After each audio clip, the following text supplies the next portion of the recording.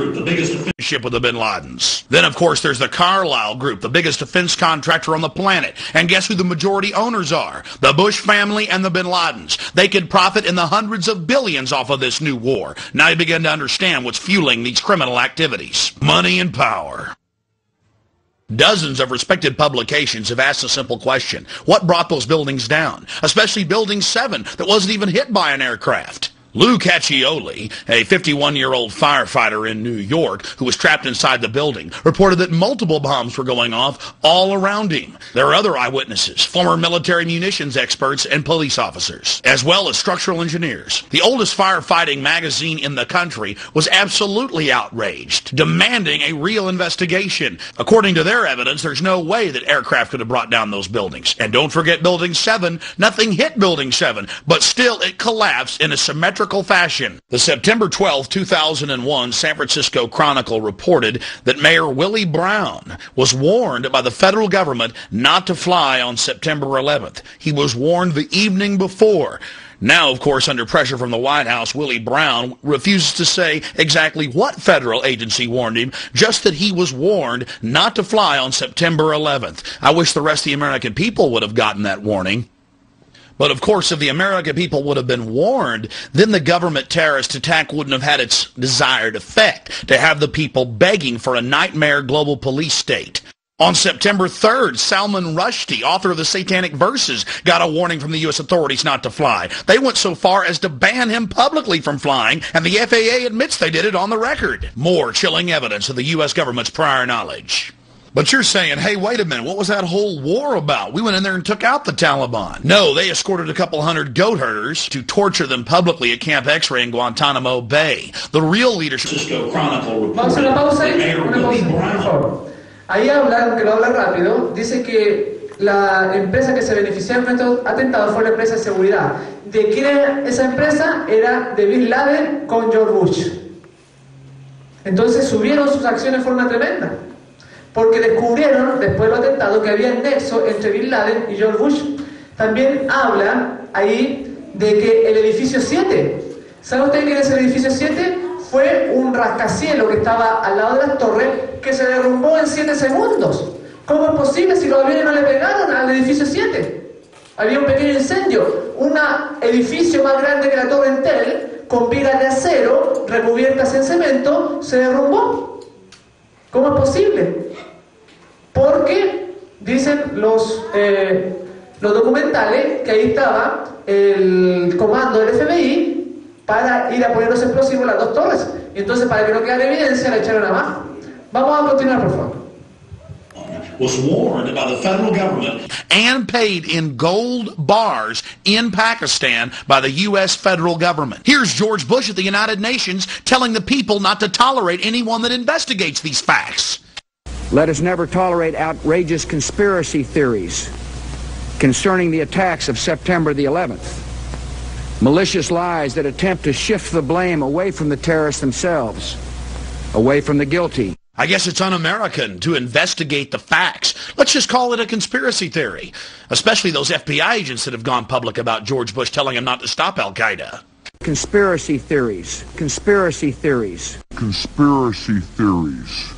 What you're about to hear is not a Freudian slip. It's a carefully crafted speech as Bush throws it in your face about dark cults of evil gaining power off of human suffering. The hijackers were instruments of evil who died in vain. Behind them is a cult of evil which seeks to harm the innocent and thrives on human suffering. Theirs is the worst kind of cruelty. The cruelty that is fed, not weakened, by tears. Theirs is the worst kind of violence. Pure malice while daring to claim the authority of God. We cannot fully understand the designs and power of evil. It is enough to know that evil, like goodness, exists. And in the terrorist, evil has found a willing servant. Evil has found a willing servant. Carefully crafted speech as Bush throws in your face. Ahí nomás, gracias. Evil, gaining power. Es bien interesante que el presidente George Bush, George Bush, bien digo, hable de las conspiraciones porque en América, en Estados Unidos, ya se habla, la gente no cree que fue un atentado de los árabes. Entonces llegó a sus oídos y él tuvo que ir a decir que las conspiraciones, él no iba a permitir, o sea, no existían conspiraciones. A tal grado ha llegado a Estados Unidos que la gente no cree que hayan sido los árabes, que incluso ya la sospecha, él tuvo que hacer una declaración visible. Vamos a pasar a la próxima, donde en el 10, donde George Bush habla del control. Let's talk now about terrorism and about those who see violence against innocent civilians as a legitimate means in their view to achieve their ends. This new law that I signed today will allow surveillance of all communications used by terrorists, including emails, the internet, and cell phones. The answer is yes. It's a war we have to win if we're going to protect the people of this country. I think the real issue is what do we sacrifice, what do we give up in the process? So there is going to be a continuing trade-off between security and liberty and freedom going forward in the 21st century. Security is having this discussion right now with the political leaders, and we're probably going to be asked to do some things that many people might not like because it's going to call into question some of the freedoms that we have had. Politics of terror. In the 20th and 21st century, inspection of any major terrorist event reveals that it is actually governments financing terrorist organizations to get a desired political outcome, to condition their population to accept higher levels of control. You've seen Hitler, Stalin, Mao, you've seen them all do it throughout the 20th century. And now in the 21st century, they're telling us it's going to be the century of terror and the century of a new world order.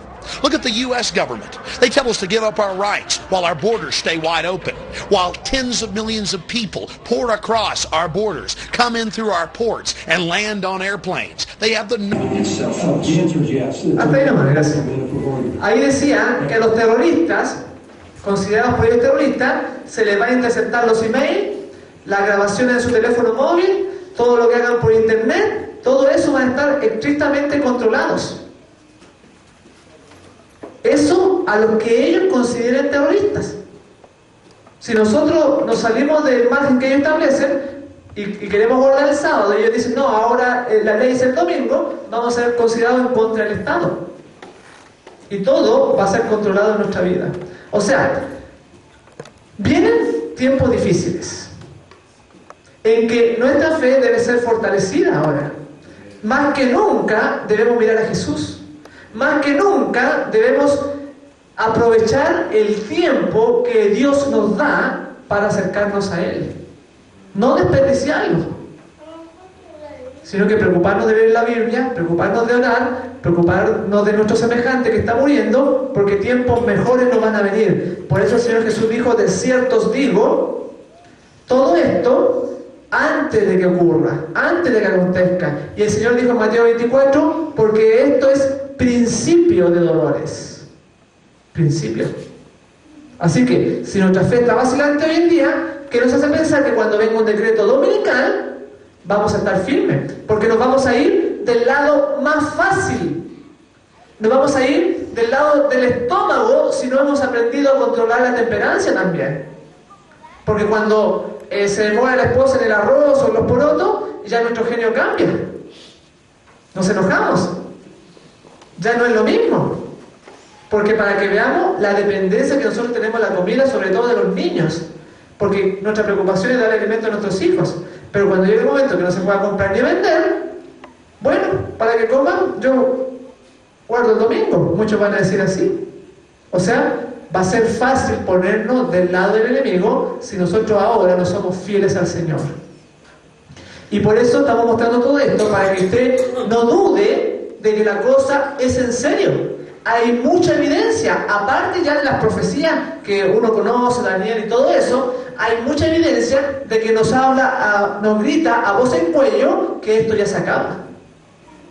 Y que su pueblo debe tomar su posición. Porque si usted no la toma,